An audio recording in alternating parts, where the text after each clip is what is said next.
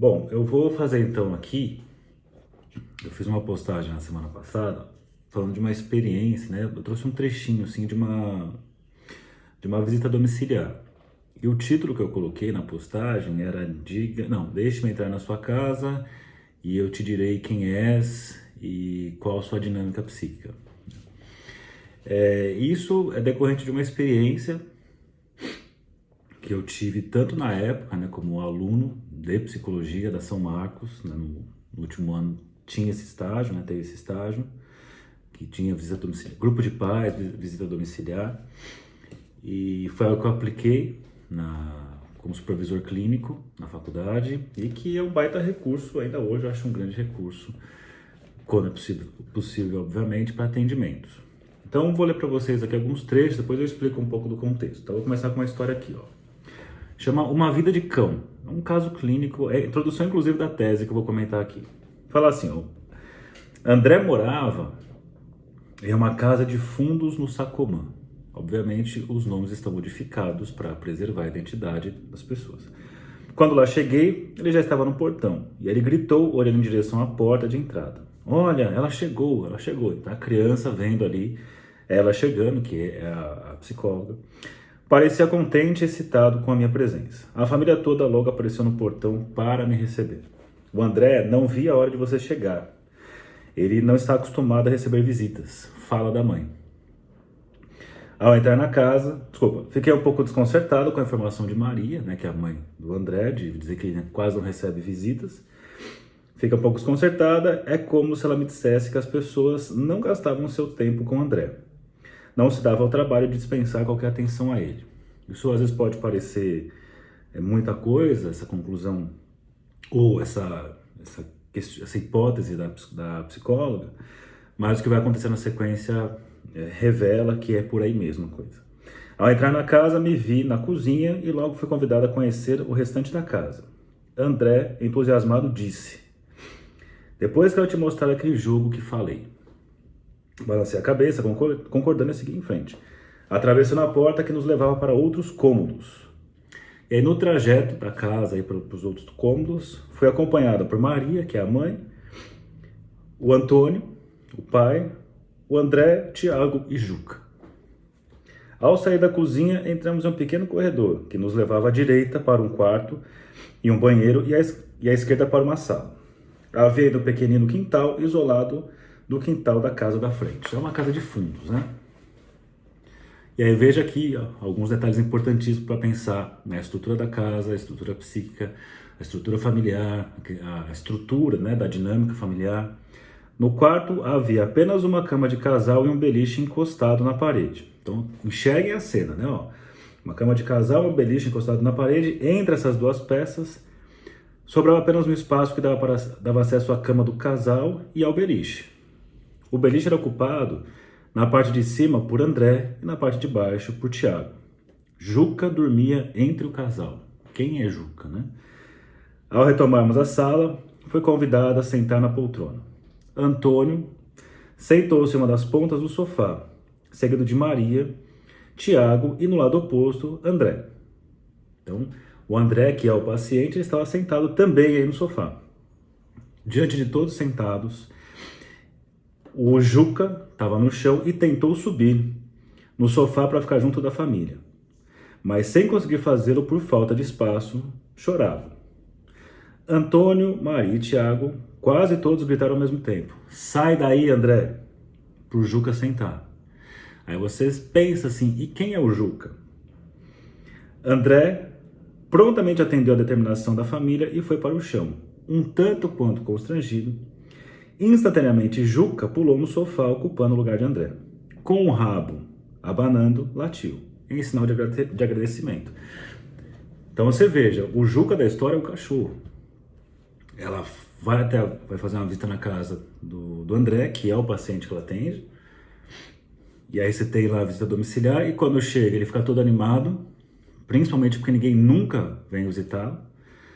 Quando chega na casa, ele fica todo empolgado, vem ver a casa, a família inteira segue os caminhos ali para onde eles vão seguir, né? A psicóloga vai andando, a criança junto, a família vai toda atrás. Aí chega no quarto, o quarto tem o beliche de um lado eu tenho a cama do outro, cama do casal. O André dorme em cima, o irmão dele dorme embaixo, o casal dorme aqui, e o Juca, que é o cachorro, dorme no meio do casal. E além de tudo, né, eles depois vão para a sala para fazer a conversa, que é típico, um pouco o procedimento que acontece na visita domiciliar. Primeiro conhece, depois senta para uma conversa. Todos sentam no sofá e quando o André senta no sofá, todo mundo grita, sai daí, né? Sai daí que o Juca tem que subir. Aí ele sai do sofá e o cachorro sobe e ele vai pro chão e fica no chão constrangido. Depois de todos instalados em seus devidos lugares, Maria foi buscar um bolo na cozinha. O primeiro pedaço foi servido para mim, o segundo para Tiago, em seguida ela ofereceu um pedaço para Antônio e por último André. Ao Juca restou exercitar o faro e usufruir de algumas migalhas cedidas por Tiago.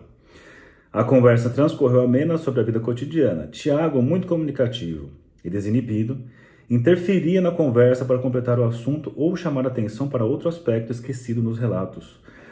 André permaneceu no chão cada vez mais murcho, apagado e ausente.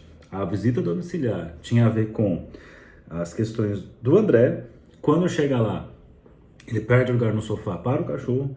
E o Tiago, que é o irmão mais novo, toma a cena, fica o tempo todo chamando atenção para si, não deixando nenhuma atenção para o André. E aí, como é um psicodiagnóstico interventivo, primeiro você está assistindo o que acontece, deixa a dinâmica rolar, como tem que ser mesmo. Isso já aconteceu, por exemplo, de atendimento de pais, de casal, uma vez dando supervisão para uma pessoa. Essa pessoa disse assim, eu fui atender o casal e eles passaram a sessão inteira brigando e eu nem conseguia falar nada. E aí ela falou, qual intervenção eu faço? Eu falei, não faça nenhuma, deixa o casal ficar brigando nas sessões, o que acontece? Em que sentido, né? Isso aconteceu umas 2 sessões inteiras praticamente, até que no final de uma delas, o casal se toca assim, nós não conseguimos sequer falar alguma coisa ou dizer alguma coisa para a psicóloga ou deixar ela falar alguma coisa. Então, já percebeu ali na própria dinâmica natural do processo revelar o que acontece. Então, no caso aqui, apesar de ver essas coisas, você não vai intervir ainda. Deixa acontecer como é naturalmente para então depois fazer algum tipo de colocação. Geralmente depois, numa sessão, né, fora dali, obviamente. E aí que mais? O que essa visita domiciliar nos antecipa da vida de André? Qual será a queixa trazida por sua mãe? O que podemos pensar a respeito dessa família e da sua dinâmica? Voltemos no tempo e vamos ver como tudo começou. E aí vem na história como é que chegou na história do André. Maria compareceu em busca do atendimento psicológico, trazendo como queixa o fato de seu filho mais velho, o André, de 11 anos, estar muito agressivo com todos em sua casa, principalmente com seu único irmão, Tiago, de 9 anos. Relatou que uma das brigas com o irmão chegou a pegar uma faca e partir para cima. A mãe dizia ter ficado muito assustada com a atitude insólita do filho. Aí ela diz assim, mal o reconhecia no que aconteceu. Esse mal reconhecia tem tudo a ver com o contexto, né? Ela mal reconhecia, ele mal reconhecido pela família como ir com direito. Jeito de sentar, jeito de ter voz ali, porque a voz é sempre do irmão mais novo, ou da mãe, como vocês vão ver. Aí, nas primeiras sessões lá atrás, Maria contou que ela e Antônio, pai de André, estavam casados, tem 13 anos, eram protestantes, possuíam poucos recursos e moravam na periferia. A mãe do menino era dona de casa e o pai trabalhava em um escritório de representação de seguro-saúde. Os pais compareciam às sessões de acompanhamento e com frequência valorizavam mais o filho Tiago, o mais novo, que consideravam muito mais inteligente que o irmão, reservando os aspectos ruins para o filho André. Isso aí você tem uma coisa que vira e mexe acontece em família, dessa cisão. E quando eu falo em cisão, eu falo na cisão eu divido o objeto em bom e mal. Um é tudo bom, é tudo mal. E muitas vezes, quando tem esse tipo de problema, você tem lá, sei lá, 2 irmãos, 2 filhos, e um fica para ser idealizado e outro fica para ser detonado. Não fica sendo a porção boa do objeto ou a porção mal do objeto. Obviamente está acontecendo aqui, só que vocês vão perceber que tem a ver com o sintoma dos pais, para variar. Então, olha na sequência aqui. Mais precisamente, era a mãe que falava, com poucas interrupções do pai, apenas quando ele se achava que a esposa estava exagerando em suas atribuições de educação dos meninos, já que trazia para si a responsabilidade pelo bom andamento da casa, como se o marido tivesse uma presença apenas figurativa. Aí você começa a escutar, né? Ó, a presença figurativa do pai, o André, uma presença não reconhecida, mas você tem essa mãe ali falando o tempo todo, e você tem o Tiago, que é o irmão mais novo, interrompendo o tempo todo. Você já começa a enxergar onde é que estão os espelhamentos aí, né? O espelhamento da mãe no Tiago, o espelhamento do pai no André. E o lugar que o pai tem nessa história, esse lugar de figurativo apenas. Vai vendo para onde vai a coisa. Olha que interessante aqui, ó. Diante dos exageros da esposa, o marido procurava mostrar sua participação ou justificar sua missão em determinada situação, ficando claro que o discurso da esposa deixava-o constrangido pelo tom centralizador que adotava em seus relatos. Isso é muito interessante. Quando você vai atender pais assim, é comum também um ser mais dominante na história, aquela coisa de que os dois conversam juntos, decidem juntos. Isso é um mundo muito... Seria muito bom se fosse assim, né? Mas normalmente o que você vê na clínica, e na FMU eu fui supervisor de clínica infantil durante 9 anos, e mesmo antes também, na época da faculdade, que eu fazia estágio em clínica infantil, é muito característico. Ou um pai muito dominador, ou uma mãe muito dominadora, e o outro se apaga, né? E não só pai e mãe, né? Você tem casais homoafetivos que você tem um dominador e o outro mais apagado na história. Muito raro, né? É muito raro você ter o casal que fala ali em harmonia. Muito, muito raro. E coisas assim, né? Se acontecia de vir a avó, por exemplo, aí trazia aquela fala de que a mãe é uma irresponsável, por isso que traz ali o neto, porque a mãe não tem condições. Isso ao longo desses anos na FMU, na supervisão, apareceram muitos casos assim. E aí quando você vai pegar, é uma história sempre muito parecida. É uma avó dominadora, uma mãe apagada na história, que teve filho às vezes muito cedo, aí o pai da criança foi embora, ou não ficou junto. E aí essa mãe sempre assim, ou está envolvida com algum problema de algum tipo de vício, ou não consegue se encaixar em nenhum tipo de trabalho, ou está sempre numa pindaíba. E aí você vê aquela filha falha, e com a avó super poderosa, e que ela pula uma geração e ela que domina a criança. Isso também não é raro de acontecer, ou com avô, coisa do tipo. E olha que interessante aqui, ó. Maria não percebia o desconforto do marido, e mesmo diante das interrupções que ele fazia, continuava a falar a partir do ponto que o marido interrompera. Outro detalhe muito interessante aqui, ó. Reparem nisso, ela traz o caso aqui da esposa fazendo com o marido. Então ela falou alguma coisa, então, não sei o porquê, porque isso aqui é uma fita crepe. Aí o marido fala, não, mas por que o nosso filho assim, assim, assado, blá, blá, blá, blá, porque eu penso... Ela não vai do ponto, porque não sei o que, ela dá caneta. Ele chegou nesse ponto. Ela escutou aquilo, porque a fita crepe, ela não escuta, não entra nada, né? Isso você às vezes é impaciente também, não só nesse caso. Você está atendendo uma pessoa, você faz uma intervenção, por isso que eu falo que as intervenções, algumas parece que não servem para nada. Você fala algo, a pessoa fala assim, nossa, que interessante, mas a fita crepe, né? Não tá nem aí pro que você falou, não entra. E por isso que eu insisto, assim, quando eu comecei a faculdade de psicologia, eu lembro que eu pensava assim, eu não vou querer atender crianças, cara, deve ser muito chato, né? Uma coisa sem graça, não sei o quê. Passado o tempo, estudando psicologia do desenvolvimento, psicanálise com crianças e tudo mais, e chegando no estágio, falei, nossa, a coisa mais interessante é a psicoterapia com crianças, porque a base está ali de tudo.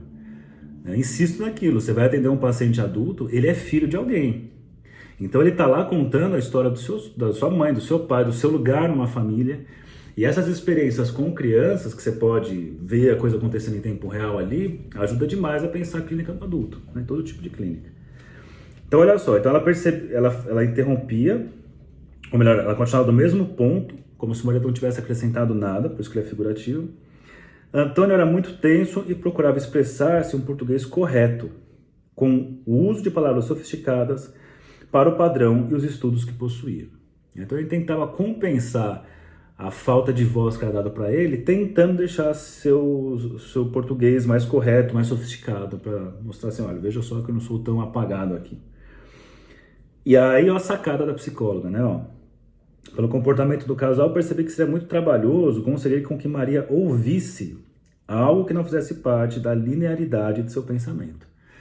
que é outro ponto, assim, né? O Winnicott ajuda a pensar nisso, que ele fala, os pais precisam se interessar também, entrar como a figura que tem condições de ter um saber sobre a criança. Isso não está só no Winnicott, né? O próprio teoria lacaniana, Manoni, doutor, você tem aquela coisa de tentar levar os pais a tentar desenvolver um saber sobre os filhos, né? Que isso leva a ter um interesse, leva a se engajar, leva a querer de alguma forma a fazer parte do processo. Isso eu falava também quando eu dava essas supervisões. Além da visita domiciliar, às vezes acontecia a visita escolar, porque a escola pedia para falar com o psicólogo. E eu sempre falava assim, ó, vá lá na escola, mas não toma a escola como sua inimiga ou que está questionando o seu trabalho.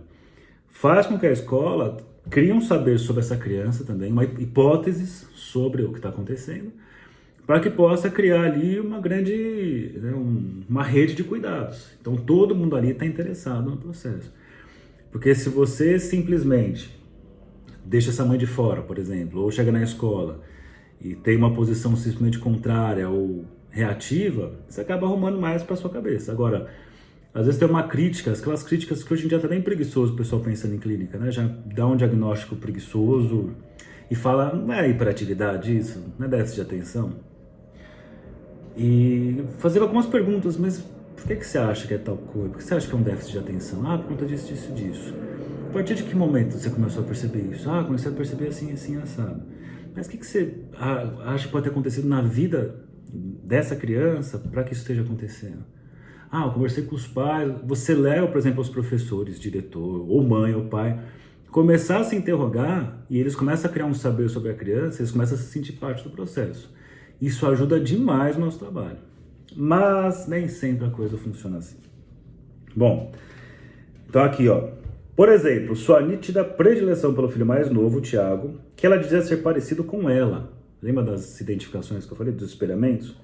E o descaso com o que se referia ao filho mais velho, que ela dizia ser a cópia do pai. Aqui residia um dos problemas dessa família. Pais descontentes entre si, mas que usavam os filhos para se atacarem. Por isso que eu falei, se eu ganhasse R$1 para cada vez que eu escutasse uma história dessa, seja na clínica, seja no dia a dia, eu teria hoje provavelmente uns 84 milhões de reais. Veja só. Pais descontentes entre si, mas que usavam os filhos para se atacarem. Já viu história assim? Pois é. Este problema se agravava pela impotência demonstrada pelo marido, que compensava com seu discurso erudito e distante do vocabulário da esposa, o que aumentava ainda mais a distância entre os dois e, consequentemente, entre eles. Aí ela diz assim, que ela fazia algumas intervenções e fala: meu discurso caía no vazio, diante do emaranhado do jogo psicológico estabelecido. A mulher dominante, que tem uma predileção pelo filho mais novo, o Tiago, o pai que se identifica com o André, que é o mais velho, que é meio que dominado ali no discurso, ele não consegue se colocar. E não dá nem só para dizer assim, ele não se coloca porque ele é autoritário. Porque é isso, né? O amor é o encontro de dois sintomas. Então, ela não escolheu o parceiro por acaso e ele não escolheu a parceira por acaso. Então essa coisa dela ser dominada não deixar ele falar, isso foi uma escolha. E ela escolher alguém que não fala e ela pode falar o tempo todo, é uma escolha também da parte dela. Então não tem ninguém assim, coitado, entrei nessa relação furada. Não, você escolhe entrar na relação. Mas eu não escolhi entrar, mas você escolhe permanecer, né? Então, cuidado aí com essas coisas que parecem que azar que eu tive entrando numa relação assim. Não, você escolheu, ou você permanece, ou você escolhe. Eu sei que falando de fora é mais fácil de dizer, né? Quando você está na relação e você não consegue sair, você tem lá suas dúvidas, aí tem a complexidade da coisa. Mas isso aqui, né? E diz assim, ó. Se procurasse contato com a mãe, utilizando-me da concretude de sua fala, o pai afastava-se, não participando da intervenção. O que era usado pela esposa para desviar o assunto ao apontar a distância do marido. O mesmo acontecia quando me dirigia ao pai, já que Maria interrompeu o assunto, chamando a atenção para si. Aí então a psicóloga se questiona, não sabia como poderia ajudar essa família, já que os pais não conseguiam reconhecer o lugar em que colocavam o garoto e ele parecia se debater. não encontrar outra saída para a situação a não ser agredindo o irmão. Pois é, né? Então, assim, é interessante pensar, quando você faz trabalho de atendimento infantil, por exemplo, você faz um baita de um trabalho na sessão, mas chega em casa, é tudo desmontado. Você faz ali um monte de desenvolvimentos, chega em casa, a família desmonta tudo. O sintoma familiar, às vezes, dificulta demais o processo. Por isso que o diagnóstico interventivo aqui na família é tão interessante. Vou contar um pouquinho, para entender um pouco o contexto dessa história que eu falei para vocês. Isso aqui é uma tese de doutorado da Lígia Caran Costa Correia. Ela foi minha professora da São Marcos. Essa é uma tese de doutorado, então, chamado Visita Domiciliar, Recurso para a Compreensão do Cliente no Psicodiagnóstico Interventivo. Isso aqui não é psicanalítica, a abordagem é fenomenológica. Então você tem Heidegger aqui, tem Husserl, coisas assim. E qual que é a história? Olha que interessante isso. Nós tinha um grupo lá chamado GPPD, Grupo de Pais e Psicodiagnóstico. Olha que legal esse formato, em que você tinha lá o estágio, né, um grupo dos estagiários, a professora, que era ela, e aí íamos atender as crianças. Atendíamos em dupla, cada dupla atendia lá uma paciente, uma criança, né? E na devolutiva, ao invés de fazer uma devolutiva individual com os pais, não, até tinha devolutiva com os pais também, mas tinha a parte mais legal que era o grupo de pais. Então, uma vez por semana, os pais dessas crianças sentavam no círculo assim na sala, sentava lá, né, o pai da criança, a dupla que atendia a criança. Pai e mãe da criança, a dupla que atendia o pai e mãe da criança. Então nós fazíamos isso, e aí cada um dos pais ia contando sobre como é que foi ali a semana a partir das intervenções ocorridas. Então, sei lá, teve uma sessão hoje, segunda-feira. Quarta-feira vai ter grupo de pais. Aí os pais da pessoa que eu atendo vai falar sobre como está a filha e o filho. E aí depois os outros pais vão fazer isso, depois os outros, depois os outros, depois os outros. O que era muito legal? Que tem várias coisas que você, como psicólogo, como estagiário, você não pode chegar e falar. Tem uma questão ética, tem a questão de um tempo para falar isso, tem a questão de que, dependendo da forma como você fala, você pode afastar a pessoa do processo. Então você tem que esperar o momento certo para falar, a forma certa. Só que no grupo, os pais tinham direito ali de um dar pitaco no outro. Então, por exemplo, uma história dessa, poderia uma mãe de outra criança falar assim, escuta, mas você botou a criança no chão e botou o cachorro no sofá? Que absurdo que você está fazendo. Por exemplo, né? Então aquilo que nós víamos, fala assim, puta, o que tá rolando? Caramba, e agora? Como é que me fala sobre isso? As mães, os pais metiam o pitaco uns nos outros. E aí estávamos lá os estagiários para conseguir, né, acalmar os ânimos, levar assim, mas o que será que pode ser isso? Levar algumas reflexões. Em último caso, assim, se a coisa apertasse demais, estava lá, né, a nossa professora supervisora que escreveu essa tese aqui. Então era muito legal isso daí, porque, de verdade, assim, acho que foi a coisa mais efetiva que eu já vi em termos de atendimento infantil, porque acontecia os atendimentos, acontecia as devolutivas com os pais, depois tinha o grupo obviamente, em alguns momentos ficava coisa indigesta, mas com o tempo a coisa ia se acertando, cria aquela atmosfera assim de, putz, semana que vem eu vou falar no grupo dos pais, eu preciso olhar melhor para tal coisa, olhar melhor para aquilo. Esse caso aqui, obviamente, não foi da época que eu estava lá estagiando. Isso aqui é a tese de doutorado anterior. Mas casos como esse aparecem aos montes. Essa estrutura aqui é muito parecida em outros casos. Apareceu o caso de abuso, apareceu o caso, e interessante, né, o abuso apareceu de uma forma, não da forma como normalmente nós escutamos, né? Aconteceu via tratos de higiene feito por uma figura da família, né? Então percebeu-se ali uma certa insistência em certos tipos de prática de higiene que revelou algo abusivo, né? Enfim, tinha de tudo. Esse tipo de caso que eu falei, que a mãe é engolida pela avó na história, enfim, todos os tipos de casos pode imaginar você tinha ali. Então foi muito rico essa experiência durante um ano. Quando eu fui para a FMU, eu fui dar aula de psicologia lá, né, cursos na disciplina de psicanálise, E aí me chamaram para abrir algum estágio na clínica. E eu importei esse modelo. Eu não consegui fazer o grupo lá de pais, porque a questão do tempo era difícil lá, né? O tempo e as salas. Mas eu incluí a visita domiciliar. E assim, todo mundo teve aula comigo nesse tipo de estágio, sempre achou muito legal essa experiência.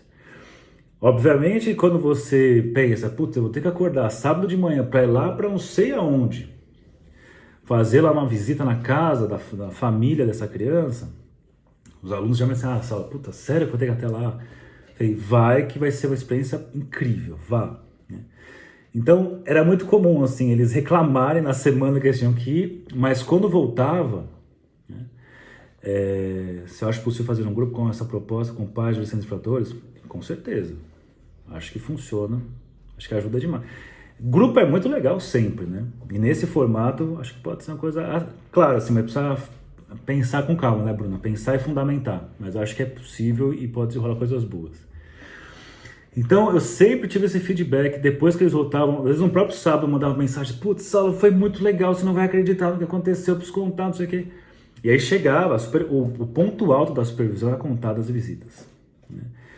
E assim, é que eu não posso, obviamente, falar aqui de detalhes, porque tem questões de sigilo, assim, mas vimos de tudo, assim. Desde casas cheias de câmera, a casas... que a gente fala assim, né, uma das coisas que é meio óbvia, mas a realidade é outra, é muito complicado quando você tem a criança sendo exposta, por exemplo, à cama dos pais, e os pais transam, né, a criança escuta e rola uma porção de coisa assim. Só que muitas das vezes a realidade era essa, era um cômodo da casa. A casa inteira, era uma cozinha e um lugar que era uma sala com uma grande cama, que todo mundo dorme na mesma cama, enfim. E pensar em estratégias, né, para conseguir de alguma forma trazer privacidade para cada um. Teve um caso assim, que foi curioso, foi uma coisa simples, né? Mas era uma criança que estava numa fase meio super ansiosa, não sei o que, estava ali com uns 12, 13 anos, e faltava, pelo menos assim pensamos, um lugar de privacidade para que ele pudesse começar a explorar a sua sexualidade, explorar suas questões individuais, mas não tinha como, porque era tudo misturado ali, né? E aí, na conversa com os pais, a ideia partiu ali junto de fazer uma divisória com um lençol, assim. E pode parecer bobo, mas só o fato de ter feito uma delimitação, aí ficou o colchão, ficou uma cômoda, mas fizeram um negócio assim no mesmo ambiente. Ainda que o som atravessasse, só o fato de ter um lugar em que, sei lá, sair do banho eu posso me trocar, né? O meu corpo não está sendo exibido para todo mundo. Eu posso me trocar, eu posso fechar porque eu quero fazer lição, eu quero dormir. Por mais que o som passe, só o simbólico, né, de ter aquela divisória fez grandes diferenças. Então esse negócio de pensar a casa, isso vocês já viram, né? Aqueles programas de acumuladores, você vai pegar a casa da pessoa, sempre tem uma história de um trauma gigantesco que a pessoa não elabora e começa a botar tudo para dentro, e traz tudo quanto é lixo, tranqueira, enfia na casa. É bem aquela coisa da melancolia de não querer abrir mão do objeto e ficar transferindo para objetos inúteis. Então, você assiste esses programas, né, por exemplo, você começa, e lembrando dessas aulas aqui, você vai sacando muita coisa. E na época era muito curioso, que eu estava estagiando na faculdade, porque eu dava aula de música, eu dava aula de música na casa das pessoas. Então, querendo ou não, eu ia para casa das pessoas todos os dias, eu dava, sei lá, 30, 40 aulas na semana na casa das pessoas, não, umas 30%, 35%. E eu tava na casa das pessoas e, querendo ou não, eu via essas coisas e escutava as pessoas falando, enfim. Era, obviamente, do ponto de vista ético, não podia fazer nada com isso. Mas a escuta estava ligada, o olhar estava ligado, fazer o quê? Né? E aí, então, só para seguir aqui um outro caso, bem curioso, deixa eu ver aqui mais aqui. Tá.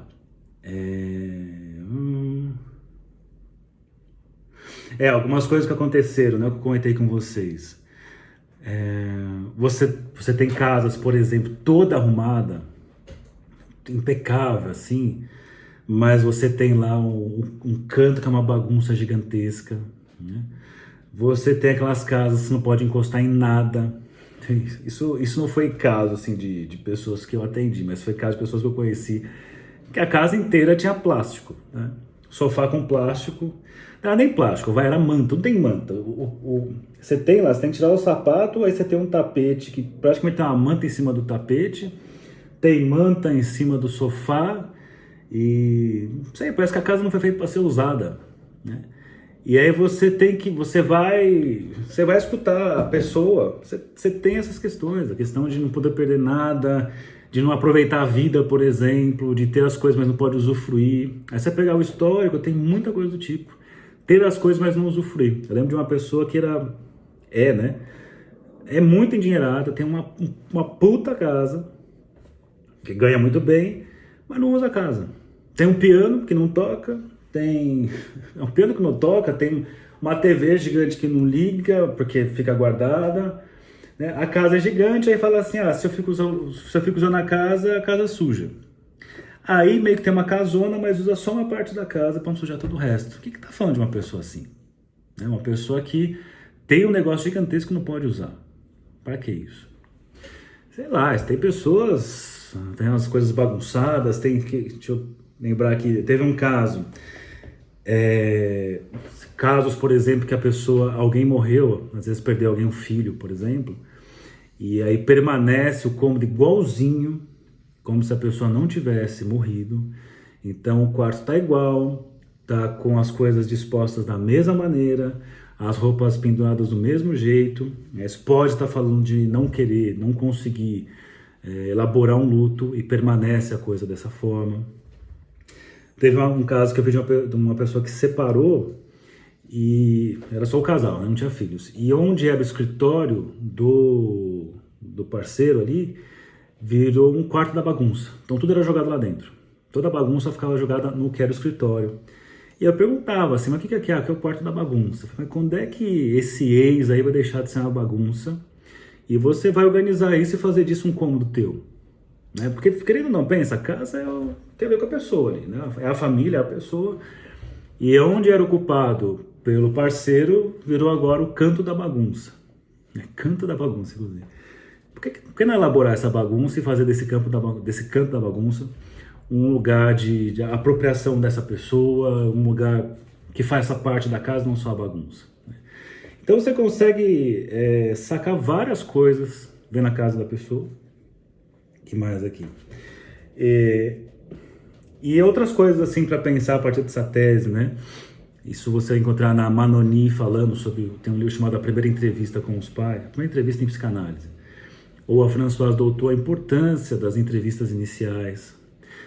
Você está escutando trocentas vezes, mais uma vez, eu ganhei 84 milhões de reais cada vez que eu escutei, R$1, né? Cada vez que eu escutei o sintoma dos pais nos filhos, então eu cheguei a 84 milhões.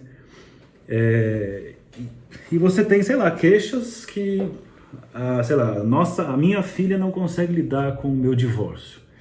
E aí você vai escutar, a pessoa que não consegue lidar com o divórcio e coloca na filha, no filho, essa responsabilidade. A criança ocupa esse lugar de projeção e passa a sofrer com essas coisas, né? E aí aquilo que eu postei, acho que anteontem, a criança vai para terapia e começa o processo, e se o processo caminha bem, a criança ela deixa de identificar esse sintoma, ela passa a ter o próprio sintoma.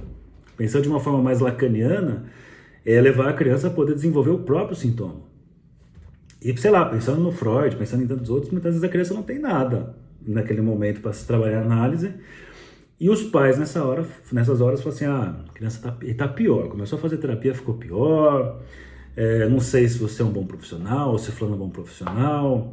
Por quê? Né? A verdade do casal que estava oculta, ao projetar no filho, na filha, começa a aparecer. E fala do casal, não é assim, mas é mãe solo. Mas pode ser uma mãe solo que tem questões e que ela coloca ali na filha, no filho. É tempo todo isso, o tempo todo.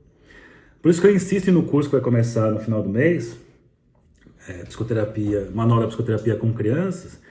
Eu abro a aula falando sobre isso, a primeira aula, nas entrevistas. Percebam, se a questão é da mãe ou do pai, segura ali, não chama a criança ainda. Porque N vezes, muitas vezes, Os pais procuram atendimento por questões pessoais. É o casal, é a mãe solo, é o pai solo, sei lá eu. Que diz de uma questão da criança, e é impressionante que se você faz assim, né? Você atende essa mãe, esse pai numa entrevista, e aí você chama para uma segunda entrevista, uma terceira, uma quarta, uma quinta, sem chamar a criança melhora. Aí a mãe e o pai falam assim, nossa, não sei porquê, mas ele tá melhor. Porque a questão é sua, né? Obviamente que as crianças também têm questões, mas não necessariamente está rolando naquele momento. Então, eu insisto nisso, assim. E é um dos pontos que mais erra. Quando eu vou dar supervisão, tô tendo uma criança, eu falo, como é que faz a entrevista? Eu fiz uma e chamei a criança. Eu falei, por que você chamou? Não, porque eu acho que não sei, por que vai ficar mais uma sessão com a criança? Eu falei, porque essa questão está nos pais, não chama a criança ainda, espera. E muitas vezes funciona como essa pessoa aqui da história, você fala e a pessoa escuta e continua do mesmo ponto. Mas quem escuta e presta atenção nisso, toma esse cuidado, né? Eu sempre insisto, em psicoterapia com crianças, com adultos, cuidado com as entrevistas iniciais, capriche nas entrevistas iniciais. E mais uma vez, você pega isso que você aprende atendendo crianças, atendendo os pais, fazendo a entrevista, você aplica isso na psicoterapia do adulto. Eu vou escutar um adulto, eu estou escutando tudo isso aqui que eu passei para vocês. Eu estou escutando alguém falando assim, sei lá, achar uma pessoa de 30 anos aqui, ela está me contando a história dela, eu estou escutando o édipo dela, obviamente, estou escutando o lugar que ela ocupa nessa família, que eu posso ter esse rapaz aqui, o André, numa versão 30 anos. Falo, eu sou assim, assado, não me sinto pertencente a lugar nenhum. Posso ter, hipoteticamente, o que ele falaria hoje, né? Então ele deve ter uns 30 anos hoje, velho. Tenho 30 anos, não me sinto à vontade em lugar nenhum, não me sinto pertencente, não sei o quê. E aí vai trazendo sessão após sessão. Que na minha casa era assim, porque meu irmão, que era mais novo, que tinha atenção para tudo. Pra você ter uma ideia, até meu cachorro tinha mais lugar do que eu. Tem uma coisa que eu lembro, que chegou uma visita em casa, mandaram eu sair do sofá para o cachorro sentar no sofá, e eu fui pro chão. Aí você pode pensar assim, nossa, a fantasia do paciente, será que é isso? Só que no caso, constatou, a psicóloga estava lá e realmente foi isso. Então, uma das coisas que mais me ajudou e mais me ajuda a pensar na clínica do adulto, do idoso, não importa a idade, né? O atendimento de crianças e os pais. Coisa que mais ajuda na clínica que eu já vi é isso. Só para encerrar aqui então, um outro caso, tem alguns casos, né? Já até comentaram aqui que procuraram a tese na internet, não tem. Eu procurei também, é que eu tenho uma versão que eu ganhei, né, dessa professora, porque eu toquei no casamento dela, né? Eu toquei violão no casamento e, enfim, acabou desenvolvendo amizade ali, acabei ganhando isso daqui. Mas aí tem a historinha que eu coloquei na postagem, daquela casa que os pais não queriam ter filhos, mas um filho nasceu. Então a história brevemente, né? Um garoto de 3 anos e a queixa é agressividade. Mas hoje em dia já é assim, tá agressivo, deve ter TDAH, vou levar para tomar remédio e tudo se resolve. A Lígia é viva? Sim, a Lígia é nova, a Lígia deve estar... A Lígia é novinha. É viva sim. Eu vou tentar entrar em contato com ela. Muito gente fina. Então esse negócio de ter um texto famoso, né? Crianças francesas não têm déficit de atenção, que fala sobre isso. O quanto os Estados Unidos e o Brasil, muito no modelo dos Estados Unidos, tem aquela coisa de vamos medicar primeiro e depois pensa. Enquanto no modo francês, europeu de fazer a coisa, vamos pensar nas possibilidades familiares, sociais, econômicas, para entender porquê dessa questão e, se for necessário, depois a questão de medicar ou coisa assim. Então tem uma entrevista, eu acho que é uma pediatra, assim, que ela tem uma cabeça mais por essa via que eu tô trazendo, que entrevista com ela fala assim, sobre uma orientação, fala assim, menos Ritalina e mais Ritali. A puta sacada que ela falou aí, né? Só que nos tempos atuais, em que muita gente não quer pensar, caíram matando. Que absurdo, Ritali, não sei o que, blá blá blá, né? As coisas meio sem noção assim, mas é uma baita sacada. Menos Ritalina, mais Ritali. Ela não tá dizendo que não deva, não possa. Mas assim, antes de qualquer coisa, Ritali, né? Vai escutar artisticamente, vai pensar culturalmente, o que está rolando, socialmente, economicamente e tudo mais. É porque dá trabalho, dá um puta trabalho. Dá um puta trabalho, por exemplo, reconfigurar essas questões da família. É mais fácil o quê? Tem algum transtorno? Não tem? Vamos medicar. Então, aí eu contei o caso da criança de 3 anos, e aí os pais, na visita domiciliar, que é o melhor, na entrevista, falaram que não queriam ter filhos, porque ter filho atrapalharia a vida deles. E depois, né, quando a visita domiciliar era num apartamento super organizado, cheio de enfeites, todos os móveis claros, brancos, limpos, impecáveis. Eu adoro a palavra impecável, como se tivesse pecado, né? Impecáveis, os estofados de cor marfim, tudo isso. Porra, quem tem filho de 3 anos é uma zona a casa.